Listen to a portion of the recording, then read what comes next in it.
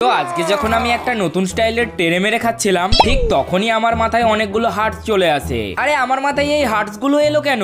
আর এটা বলা মাত্রই তো আমার একটা হার্টস কমে গেল, আমার হাতে পায়ে ব্যথা হতে শুরু করলো আর শরীরটা কমজোরি হয়ে গেল। আরে এটা আমার সাথে কি হচ্ছে? এখন তোমার মাথায় আর 9টা হার্টস আছে টম, কিন্তু আমার একটা হার্টস কমে গেল কেন? কেননা তুমি একটুও স্ট্রং নয় টম, তার মানে আমাকে এখন স্ট্রং হতে হবে। আর এটা বলেই তো সে জিম করতে চলে যায়। টম দেরি না করে ডন দিতে শুরু করে আর তখনই দেখে তার সামনে অনেকগুলো ইট পড়ে আছে।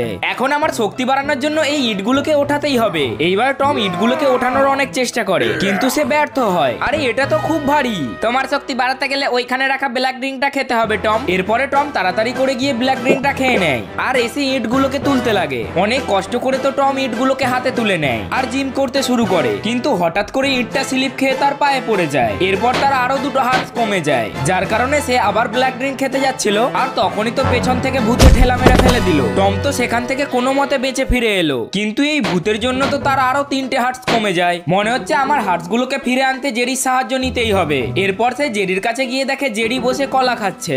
জেরি, আমি আমার হার্টস গুলোকে ফেরাতে চাই, তাই তো ওই কলাটা দিয়ে দে আমাকে। তখন তো জেরি কিছুক্ষণ ভেবে টমকে তো কলাটা দিয়ে দেয়। এইবার টম যখন কলাটা খায় তখনই তো তার সব হার্ট শেষ হয়ে যায়। আরে আমার সঙ্গে এইসব কি হচ্ছে? আরে আমি তো ওই কলাটায় বীজ মিশিয়ে দিয়েছিলাম, আর এখন তুই এই লিকুইডটা না খেলে মারা যাবি। জেরি প্লিজ আমাকে ওই লিকুইডটা দিয়ে দে। না, এটা আমি তখনই দেবো যখন সবাই সাবস্ক্রাইব করবে।